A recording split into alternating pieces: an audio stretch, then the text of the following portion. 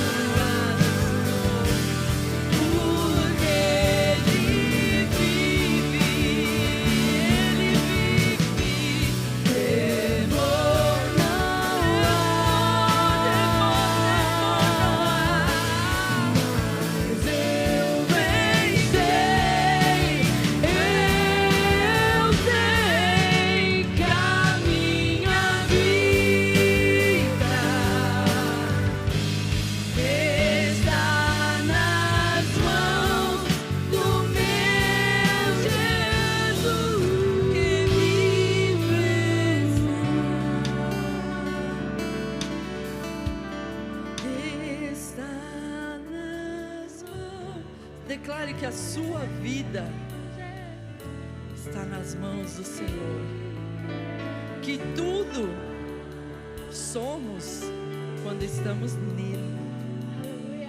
Está nas mãos do meu Jesus, que vive está.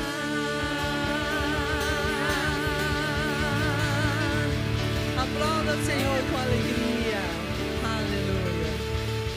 Amém. Podeis assentar, queridas.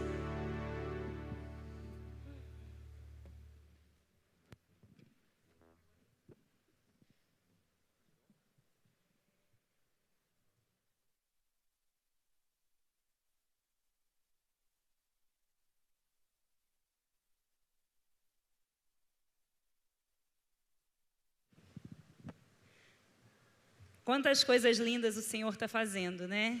Infelizmente, a gente tem um tempo aqui para finalizar. Eu sei que as meninas estão voltando do almoço, mas nós temos o culto em espanhol aqui, logo depois do nosso evento. Então, a gente tem que transformar a igreja, a igreja que já é uma igreja no formato, né, do nossos irmãos hispânicos.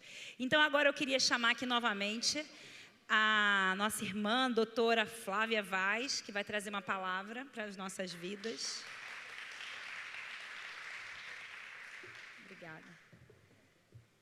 Flávia, muito obrigada por estar nos servindo, obrigada por estar aqui desde cedinho, muito bom ter você, que o Senhor continue te usando, abençoando, né? Que os seus lábios sejam usados pelo Senhor, amém? Amém. Deus abençoe.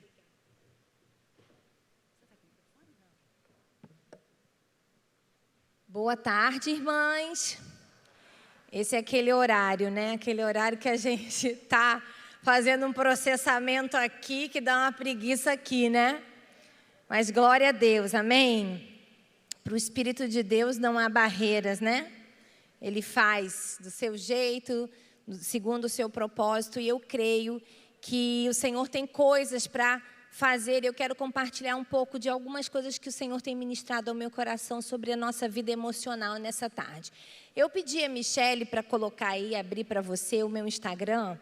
E por que eu pedi isso? Não é só para você me seguir, não, tá? Mas porque através do Instagram, o Instagram tem sido uma direção que eu recebi do Espírito de Deus há alguns anos, para compartilhar conhecimento com o máximo de pessoas possíveis. Eu fazia uma oração, eu falava, Senhor, me multiplica. O consultório eu tenho algumas pessoas, né? Fisicamente, presencialmente, são poucas pessoas. Mas através das redes sociais, eu posso levar aquilo que o Senhor tem feito, falado, com mais pessoas. E por essa razão, eu quero que você conheça, vai lá, vê, tem muito conteúdo sobre ansiedade, sobre vida emocional. Nesse momento eu estou falando bastante sobre guardar a infância, então para pais, para professores, para líderes de ministérios, com ferramentas práticas dentro da minha biografia. Sobe um pouquinho para mim, por favor. Aqui, está aqui. Ali na biografia tem vários links com alguns cursos, uma escola de formação. Com base no livro, a gente criou uma escola de formação online, que tem alunos no mundo todo hoje, pessoas que estão estudando os valores de um guardião, pessoas que estão sendo levantadas por Deus para guardar a infância e a adolescência, com ferramentas. Então, eu quero convidar você a conhecer. E toda segunda-feira de manhã a gente tem live, 9 horas do Brasil, 8 horas aqui em Orlando, tá? E vai ser um prazer para mim compartilhar com você. Amém? Então, feito isso, vamos à palavra, Isaías 61. Eu quero ler com você o versículo 4. Mas depois, se você está anotando, você pode colocar aí desde o versículo 1. A gente só vai ler o versículo 4 por conta do nosso tempo. E eu quero fazer essa reflexão com você sobre um dos propósitos de Jesus, né? Esse texto, ele é uma profecia de Isaías sobre o ungido do Senhor. E Isaías declara que o ungido do Senhor será levantado com alguns propósitos, e um deles é esse aí. Isaías 61:4 diz assim: eles reconstruirão as velhas ruínas e restaurarão os antigos escombros que foram destruídos de geração em geração. Versículo 5. 4, isso. Que têm sido devastadas de geração em geração. Flávia, do que você quer falar? Quando a gente caminha pela nossa história pessoal, a nossa história familiar, a gente vai encontrar algumas áreas, zonas que foram destruídas, que passaram por processos de destruição. Quando a gente pensa na nossa vida emocional, essa é uma área que constantemente o Espírito de Deus ele está trabalhando com a gente. Acabei de falar no workshop sobre ansiedade, sobre isso, que um dos pontos muito importantes para você produzir ou não uma vida ansiosa são os muros de proteção, que foram bem estruturados ou não durante a nossa história de vida. E é propósito do Senhor fazer esse trabalho de restauração. É uma promessa para a igreja, amém? Como filhas de Deus, existe essa promessa de que o Senhor, ungido do Senhor, Ele vai aplicar esse processo de ir ali trabalhando em áreas que foram ao longo da nossa história sendo destruídas. E muitas vezes áreas que foram destruídas e vêm sendo destruídas há gerações. Às vezes situações que envolvem um padrão emocional de tristeza ou de temor excessivo, que vem da sua avó, passa por você e já está habitando no coração dos seus filhos, e que a promessa é de que haja restauração, amém? O Senhor quer restaurar, e a gente precisa ter clareza disso.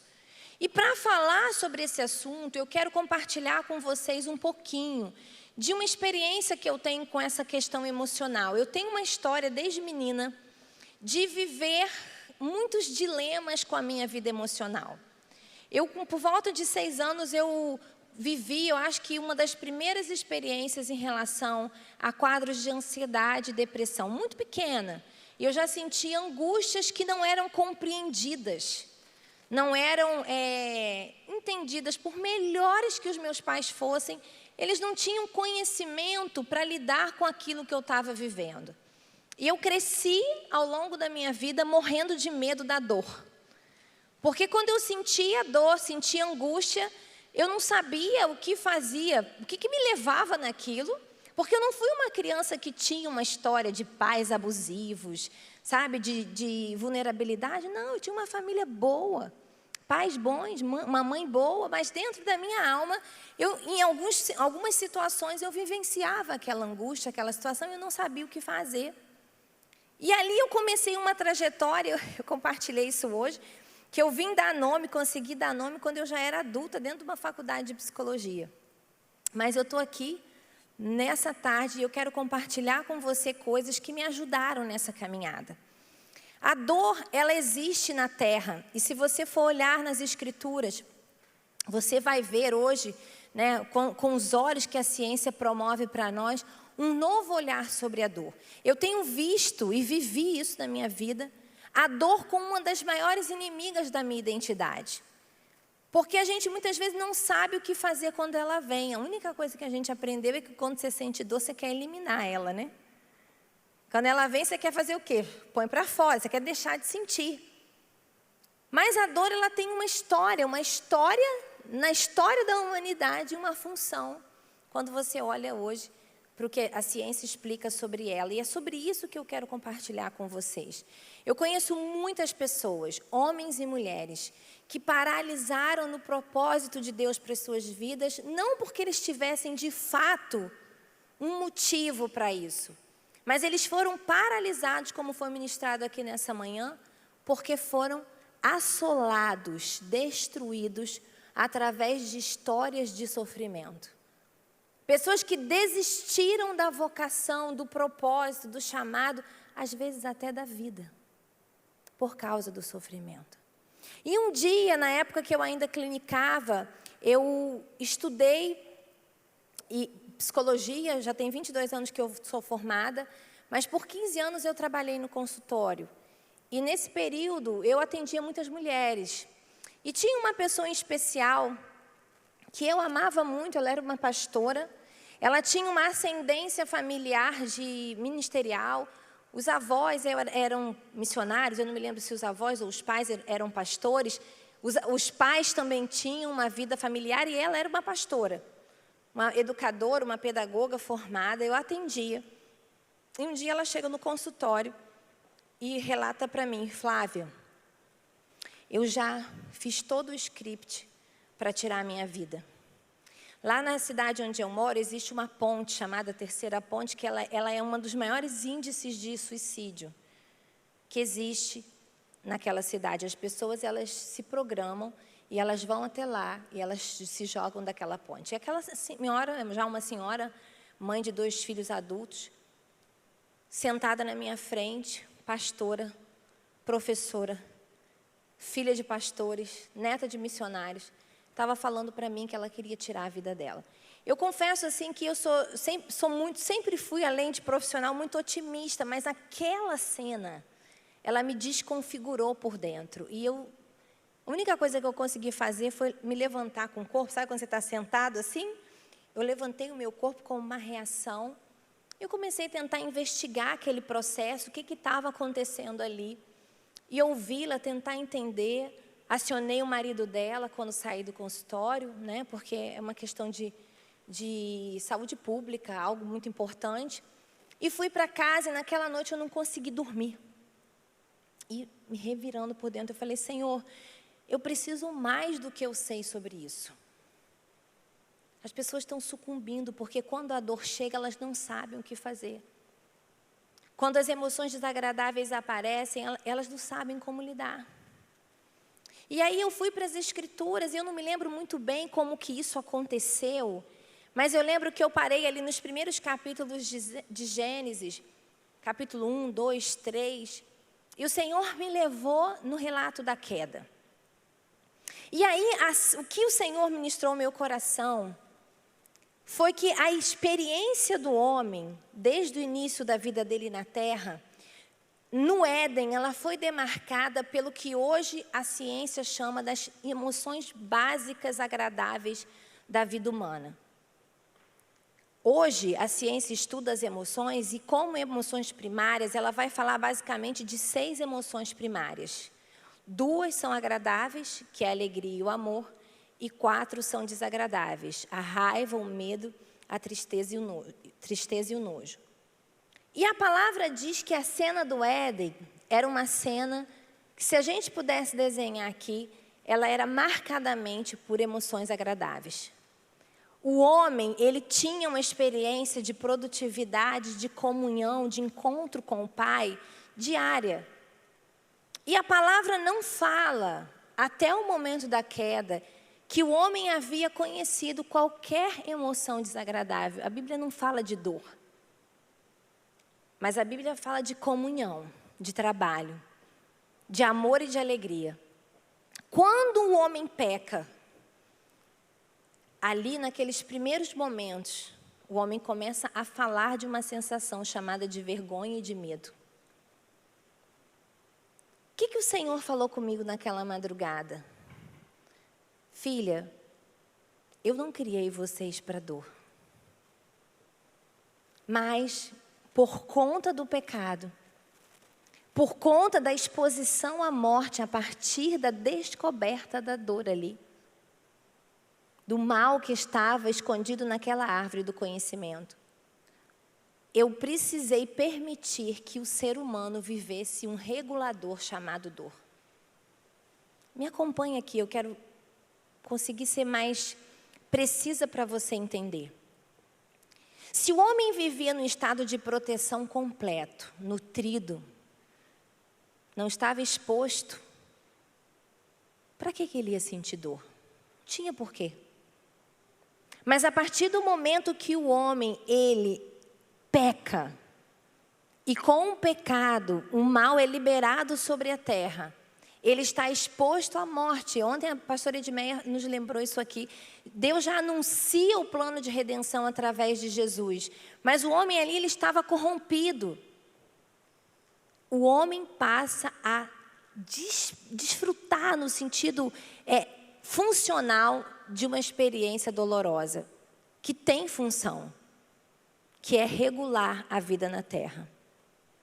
E eu disse, Deus, mas o que você está querendo me dizer? Ele disse, Flávia, mais do que se livrar da dor, você precisa ler o que a dor vem dizer a você. É muito difícil lidar com a dor, porque vocês não foram criados para ela, mas numa vida onde há perigo, numa vida onde há possibilidade de morte, numa vida onde você está exposta a situações de maldade, feita por você ou por outra pessoa, sensações desagradáveis, e a experiência da dor, ela tem função. Eu não estou querendo dizer aqui para você falar, vem dor em mim, não é isso. Mas o que eu quero compartilhar com você nessa tarde é um conhecimento que vai te ajudar a lidar de maneira eficaz quando a dor aparecer diante de você. Porque ela vai vir. A vida aqui na terra, ela vai trazer para a gente situações de dor. E a dor, ela tem uma função de correção. Uma função de alerta. Uma função de avisar-nos de algo que precisa ser corrigido na nossa trajetória. Hoje, na ciência, a gente não fala mais de boas emoções ou emoções ruins. Porque o que se entende é que as emoções, mesmo as desagradáveis, elas têm uma função. Mesmo aquilo que a gente não gosta de sentir, como a tristeza, elas têm função na vida terrena. E o nosso papel é fazer a regulação disso durante a nossa experiência de vida. Então, Flávia, do que você quer dizer? Onde você quer chegar?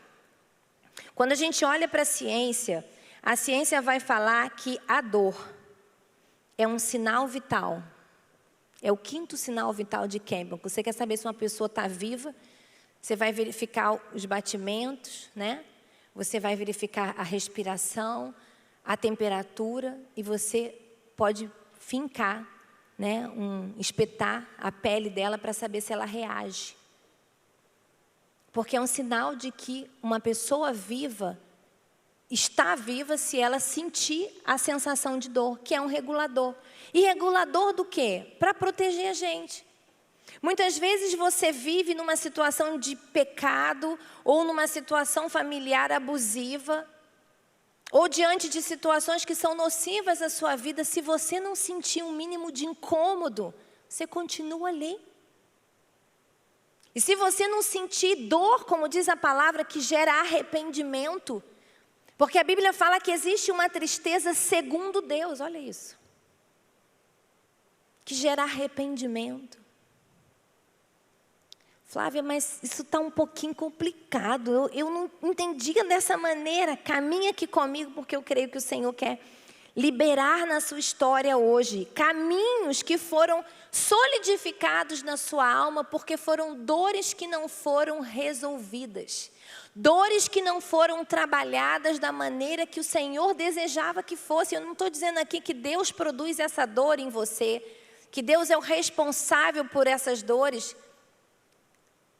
Eu não estou querendo colocar isso na conta de Deus, mas eu quero dizer para você que quando a dor chegar, não importa se foi Deus que permitiu ou se foi alguém que construiu isso no seu caminho, olhe para o que essa dor quer te dizer, porque dor tem função. Ao invés de querer se livrar rapidamente dela, leia o que ela está avisando a você, qual é o tipo de alerta que ela quer dar a você. Eu creio e sonho com o Éden de volta, amém? Um lugar que a dor não vai precisar existir, porque não tem perigo de morte, porque não tem experiência do mal. Mas a vida aqui na terra exige que nós nos reposicionemos nesse sentido. E assumamos a responsabilidade que é nossa. Eu disse no workshop, a palavra diz que o Senhor nos deu autoridade sobre tudo que é terreno.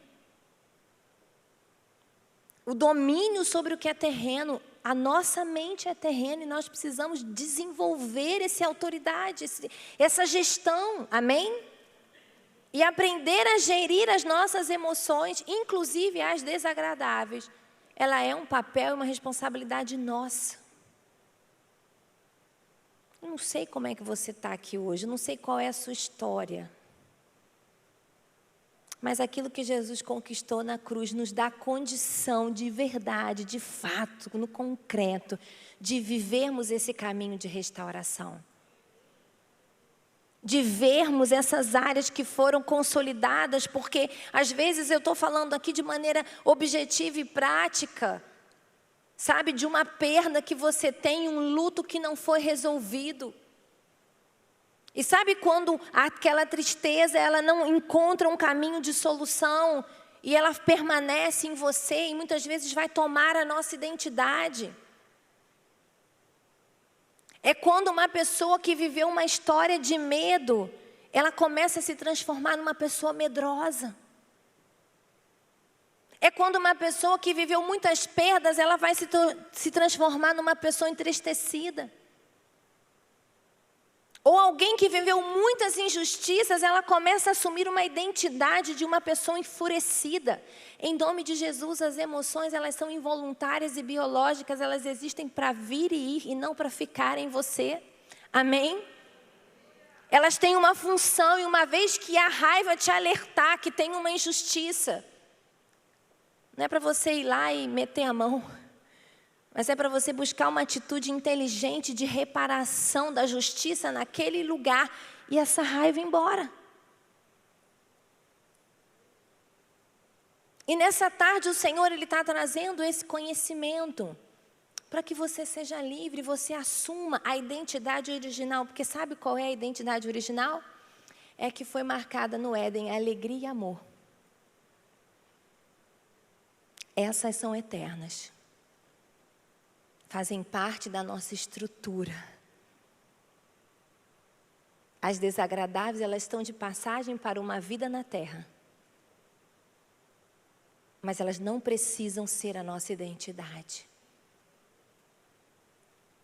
Você não precisa ser a mulher temerosa, nem a mulher triste, nem a mulher indiferente, porque o nojo produz indiferença. Mas o Senhor tem e quer uma estrutura de amor e de alegria para você. Flávia, o que você quer com isso? Eu quero que você aprenda quando aparecerem essas emoções desagradáveis a lê-las, leia elas. Leia o que elas querem dizer para você. O medo, ele fala de proteção, de segurança. É um alerta para segurança. A tristeza fala de reflexão do ambiente externo e do ambiente interno. Por isso que quando a gente perde alguém, às vezes o lugar que a gente morava, a distância da família, um emprego, uma oportunidade, a gente sente tristeza. E tudo bem ela passar. Lembra disso, ela passar. Mas ela não precisa permanecer. E quando ela passar, o que a gente faz? A gente tem que olhar para o que ela quer avisar. O que ela está revelando? Por que essa emoção veio? Por que eu estou sentindo esse medo nesse momento? O que ele quer acusar para mim? O que ele quer me revelar? E a minha meta é responder com inteligência aquilo que ele está me mostrando. Se você está num contexto de insegurança, como é que você pode ficar segura? Se tem falta de alguém, como é que você pode repor isso? Talvez não tenha aquela pessoa fisicamente, mas você tem uma outra pessoa, um amigo, um irmão da igreja. Entendem, irmãs? Com isso eu quero te ajudar a partir de hoje, quando você vai voltar daqui a pouquinho para sua casa. E as emoções, elas vão acontecer, não é porque a gente aprendeu aqui nesses 2 dias um monte de coisa que a gente não vai sentir mais, porque é biologia, é involuntário, está na gente. Eu brinco, né? Não queria ter descoberto a dor. Ai, ai, ai, Eva. Não queria, eu queria que ela ficasse coberta lá. mais uma vez, que eu preciso dela na terra. Ela é um guia. Não é que eu vou produzi-la, mas quando ela aparecer, eu vou lê-la e vou trabalhar sobre aquilo que ela quer me dizer. Flávia, como que eu faço isso? De maneira objetiva, como eu falei, olhando, vendo, olhando a história, entendendo o que está acontecendo com você. A palavra de ordem aqui é você lidar, é você enfrentar, não é fugir. Não é se distrair, é pegar a situação, entender, colocar na lupa do Espírito e buscar a atitude que vai lidar com aquilo. Para que você possa avançar no seu propósito, para que você não seja uma refém das emoções, amém? Flávia, mas como que eu faço isso? Busque dar significados. Os significados que Deus dá para as experiências que você vive. Sabe, uma das coisas mais poderosas em relação ao nosso pensamento é a lente que a gente usa para construir as situações. Como é que a gente faz isso? Como é que você lê as situações? Jesus, ele estava diante da cruz e ele tinha muitas maneiras de olhar para o homem que estava crucificando ele. E ele escolheu um modelo para nós. Pai, perdoa, eles não sabem o que eles estão fazendo. Vamos escolher o que Jesus escolheu. Vamos escolher o que José escolheu. Eu acho uma coisa gloriosa em Gênesis 45. Quando José, ele já tinha sido cuspido para fora da sua casa. E eu brinco que se é difícil você ser vendido, ignorado, apedrejado, açoitado por qualquer pessoa, você viver isso com aquelas pessoas que você ama, né? É duplamente mais difícil. E José, mesmo tendo passado por tudo que ele passou, a mente de José tinha os olhos de Deus para a situação que ele vivia. Ele é capaz de dizer que não foram os irmãos que fizeram. Foi Deus que mandou. Foi Deus que enviou. Que Deus pegou aquilo que os irmãos fizeram, o mal que foi feito pelos irmãos e produziu em bênção, em proteção para o povo, para a casa e para toda uma geração. Essa é uma escolha. Eu não escolho o que fazem comigo, mas eu escolho aquilo que eu vou dar de significado para o que fazem comigo. Amém? Você crê nisso? Você entende isso? Flávia, da onde você está tirando isso? Tem alguns textos que eu quero mostrar para você. Eu te falei que a tristeza ela tem um poder de reflexão. A partir de hoje, quando a tristeza aparecer para você, diante de você, lembre-se do que a palavra diz. A tristeza, segundo Deus, produz arrependimento e não remorso. Deus, ele tem um padrão para as nossas emoções, mesmo as desagradáveis. Um arrependimento que leva à salvação. Sabe, muitas vezes,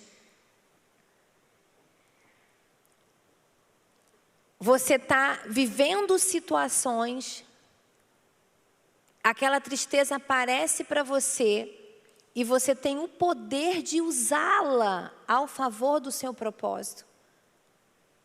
Para produzir o arrependimento que Deus deseja no seu coração. Para fazer você mudar a rota, o caminho. Se não houver arrependimento, continua no pecado. E o salário do pecado é o quê? A morte.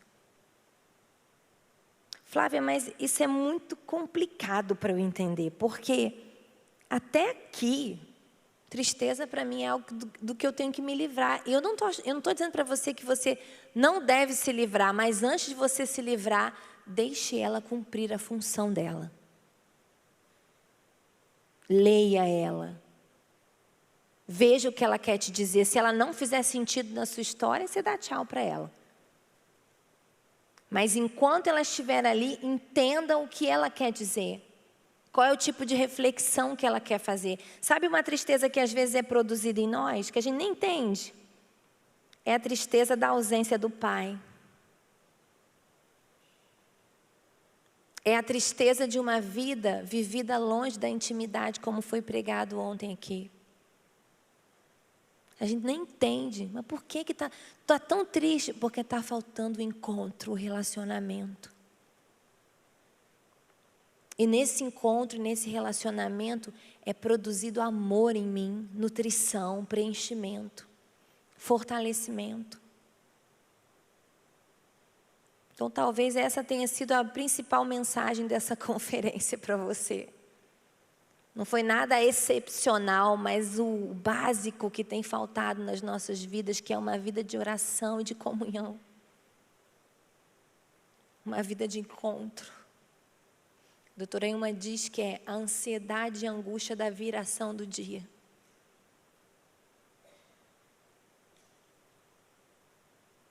Se essa tristeza tem batido, Senhor, qual é a rota? O que precisa ser transformado? Me ajuda a discernir para que eu possa obedecer. Flávia, e o medo?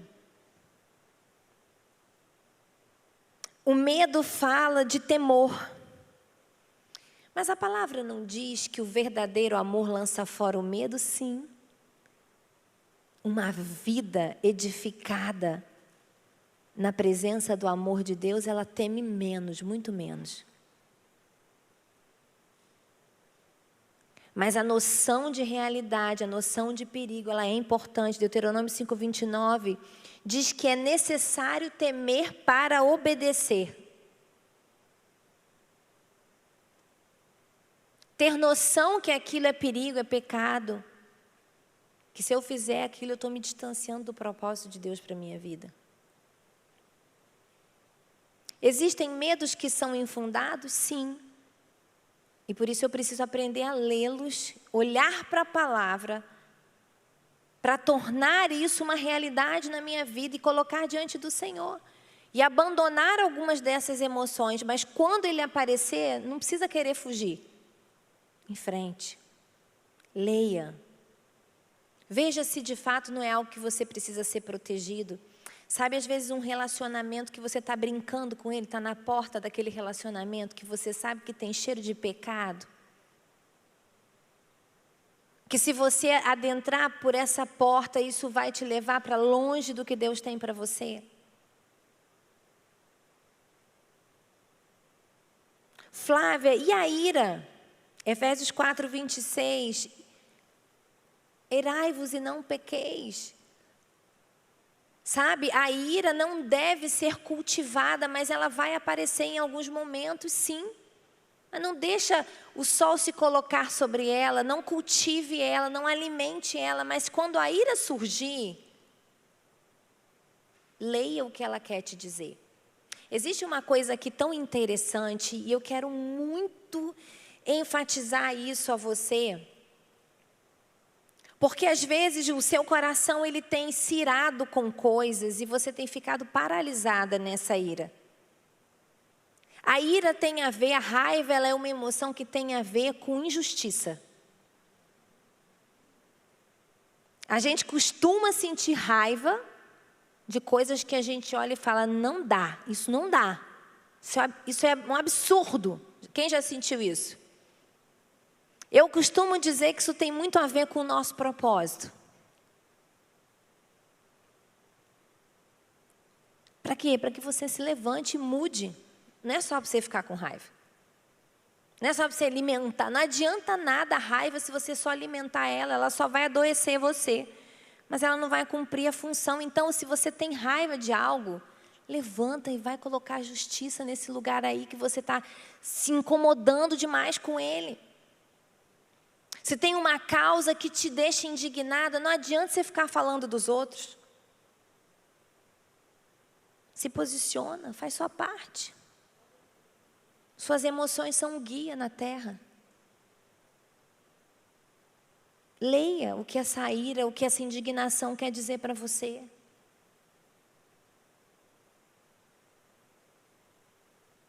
Cuidado, porque muitas vezes, como eu disse inicialmente, a gente tem permitido, por falta do conhecimento mesmo.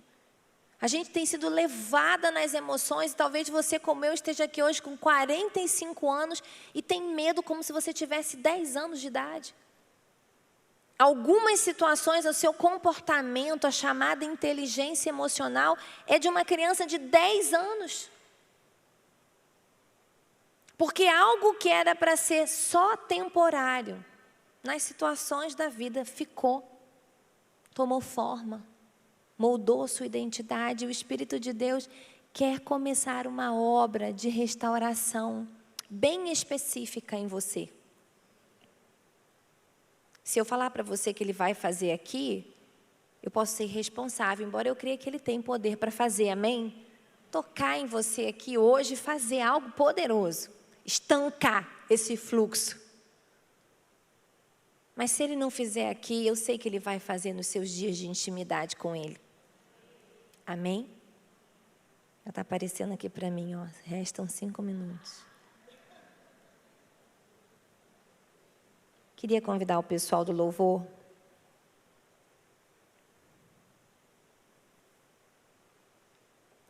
Queria te pedir para ficar de pé. Eu não consegui fazer bem o que eu queria, mas eu confio que o Senhor entregou algo para você, amém? Eu quero terminar lendo Romanos 5. Queria convidar você a fazer sua oração. Romanos 5, do versículo 3 ao 5. Diz a palavra do Senhor que há um propósito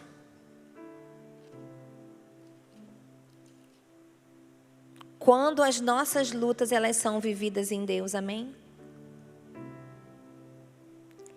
Não só isso, mas também nos gloriamos nas tribulações, porque sabemos que a tribulação produz perseverança, amém?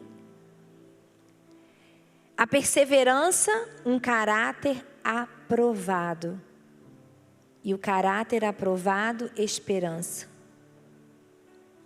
E a esperança não nos decepciona, porque Deus derramou o seu amor em nossos corações por meio do Espírito Santo que Ele nos concedeu, amém? Queria fazer um convite para você sair do seu lugar. Se você deseja, no finalzinho dessa ministração, se você quer apresentar ao Senhor essa história, e você quer tomar uma decisão, porque essa decisão de fazer esse caminho da tribulação à esperança é nossa. Eu tenho tanta alegria de poder vir aqui e compartilhar com vocês frutos de uma história de tribulação. Tanta alegria de saber que aquilo que um dia era só dor, hoje é fruto.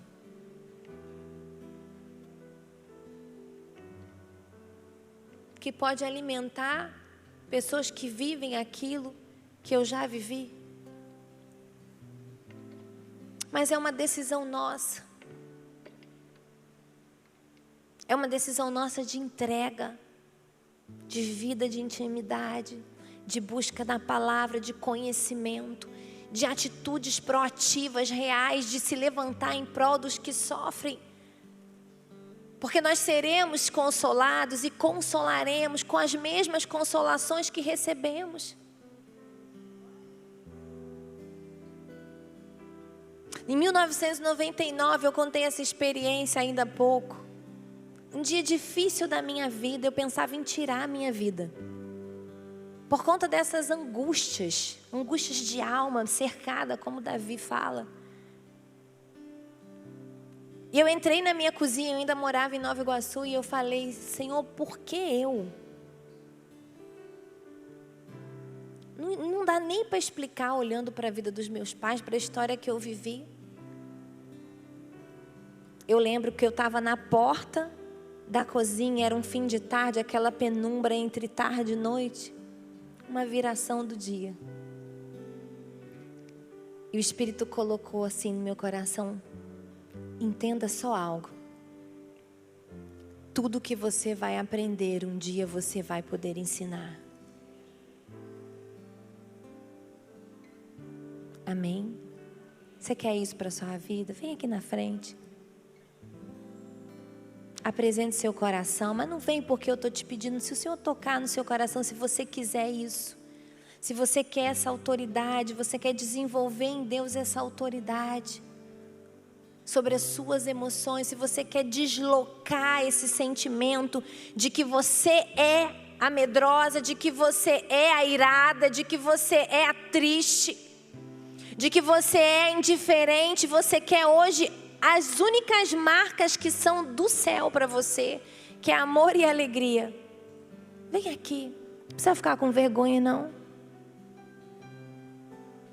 Eu quero terminar orando com você. A gente está se consagrando ao Senhor. Deixa eu falar uma coisa para você. O que Jesus conquistou naquela cruz nos deu autoridade sobre a dor e sobre a morte. Nada é capaz de te separar do amor dele. Está doendo, mas essa dor vai passar. Ele nos dá essa esperança. Quando ele venceu naquela cruz, ele estabeleceu o princípio da cruz. Ele transformou a morte em ressurreição. E nessa tarde o Senhor está aqui para implantar em você, ativar em você essa mesma autorização que ele garantiu. A sua dor vai ser ministério. O poder dele está sendo aperfeiçoado na sua fraqueza, minha irmã. Feche os seus olhos, Pai, em nome de Jesus, eu quero te agradecer. Porque não é sobre nós, é sobre o Senhor.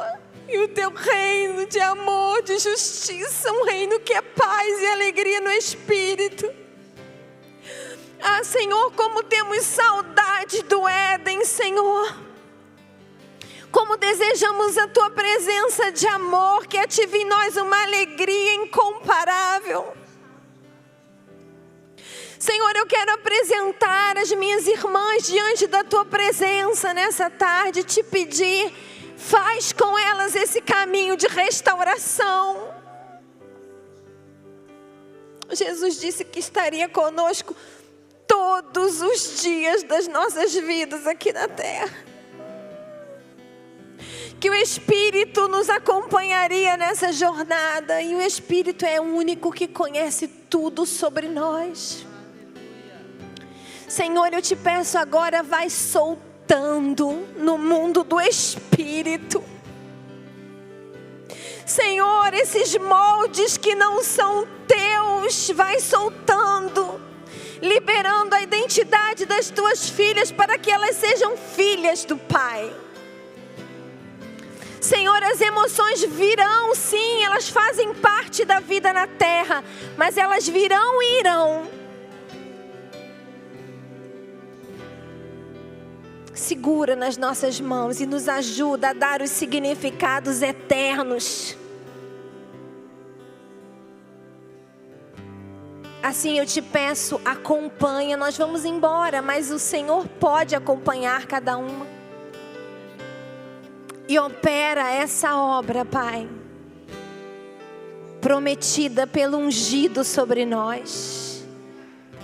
Senhor, começa a dar a elas a autorização sobre a dor, a autorização sobre essas emoções que têm incomodado tanto, Senhor. Ergue elas, Pai. Nós oramos como igreja nessa tarde, no nome santo de Jesus.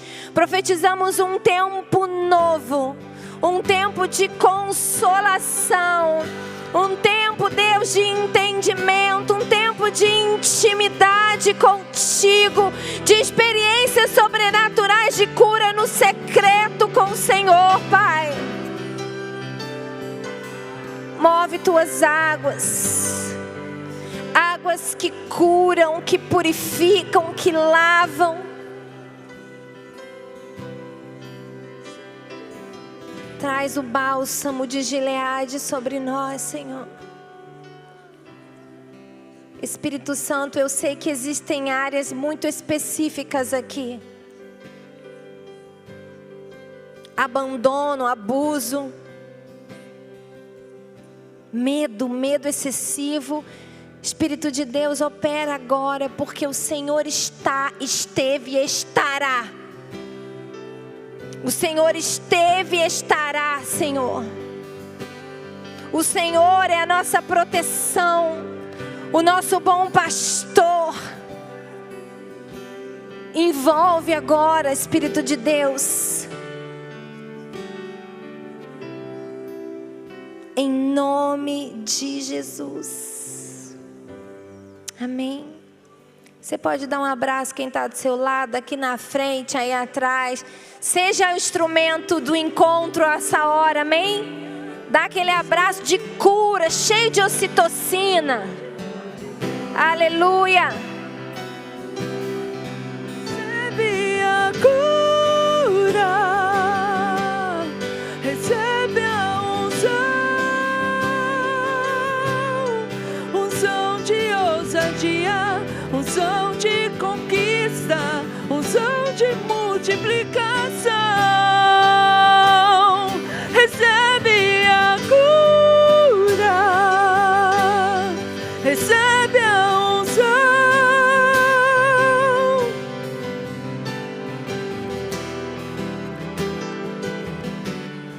unção de multiplicação. Recebe a cura, recebe a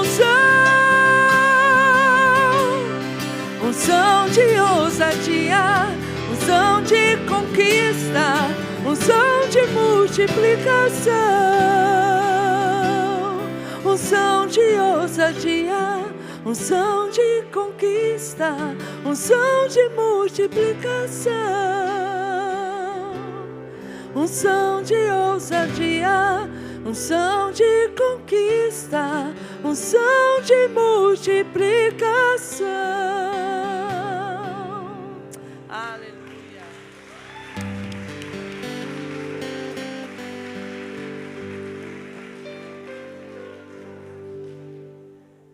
A hora que a gente tem que vir, a gente fica vacilando, né? Para se inscrever, eu vou me inscrever amanhã, vou ver isso depois. Aí a gente se inscreve. Aí até o dia de chegar, de vir, hoje não vai dar, hoje não vai vir. Depois que a gente chega, a gente fala, eu não quero mais ir embora daqui. Ai, gente, bom demais. Eu vou chamar aqui agora a Isabel e a Thaís, porque a gente tem tanta coisa para falar para vocês, tanta coisa boa para compartilhar. Ontem a gente falou do Pregnant Center. A gente tem... gente, é muita coisa para falar. E quem vai falar um pouco mais é a Isabel e a Thaís. Elas vão falar um pouquinho sobre o grupo de vida e também sobre o Desperta Débora. Sejam bem-vindas. Pode dar uma salva de palmas para elas, gente.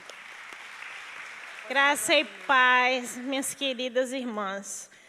Eu acho que eu estou vivendo no metro quadrado mais abençoado de Orlando. No square feet mais abençoado, glória ao Senhor. Minhas queridas, nós temos ouvido unção de ousadia, de multiplicação, né?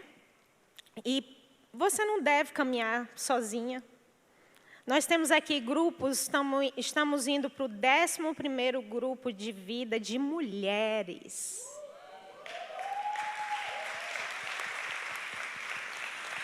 Espalhados por essa cidade, alguns em espanhol, nós temos 2 em espanhol. E você não pode ficar de fora, porque o grupo de vida é o melhor lugar para estarmos juntas, não é não? Quem é aqui de um grupo de vida? Glória a Deus, glória a Deus. E em breve, muito em breve, nós vamos recomeçar um grupo muito especial que se chama Desperta Débora. Esse grupo já foi aqui, já existiu no nosso campus brasileiro desde, eu acho que 2011. E ele deu uma paradinha, depois a gente recomeçou de novo, e agora a gente tem essa moça linda aqui, a Thaís, que vai assumir. Ela já tem experiência com o Desperta Débora, e ela vai dar uma palavrinha sobre isso. E ao final do congresso total, nós vamos estar lá fora, tá? Eu peço às líderes para vir aqui. Quem é líder de mulher? Pode vir aqui rapidinho. Rapidinho. Rapidinho. Vocês vão olhar para esses rostinhos aí, tá? E lá no final do congresso, aqui naquela mesa ali da recepção, você pode pegar a informação com elas. Nós temos em diversos lugares da cidade, inclusive a nossa anfitriã aqui. Então, a Thaís vai dar uma palavrinha, rapidinho. Boa tarde. Meu nome é Thaís e, como a Isabel já falou, a First Ministério Brasileiro vai estar voltando com o Ministério Desperta Débora. Eu vou só passar aqui, pincelar um pouquinho para vocês o que é o movimento Desperta Débora. O maior slogan é Mães de Joelhos, Filhos de Pé. O projeto em si não se baseia só, gente, em mães biológicas, sim, mães adotivas e mães de oração. A partir do momento que você se propõe a orar para alguém, para uma criança, interceder pela vida de alguém, você é uma mãe espiritual, você é uma mãe de oração, tá?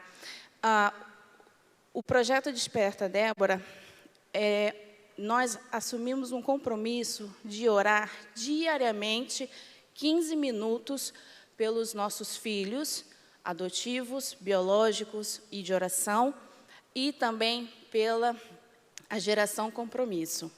O que é a geração compromisso?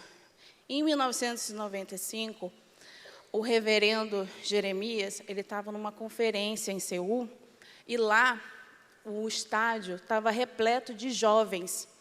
E ele se deparou com uma jovem, ela estava ali orando fervorosamente, se oferecendo como um mártir por uma pessoa na Coreia do Norte.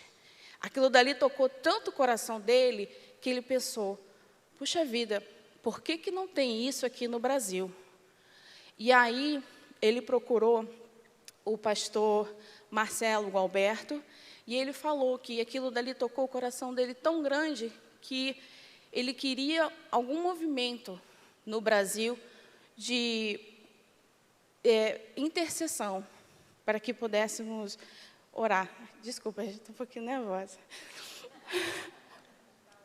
E aí, o intuito deles era orar para que pudessem criar uma geração de jovens missionários.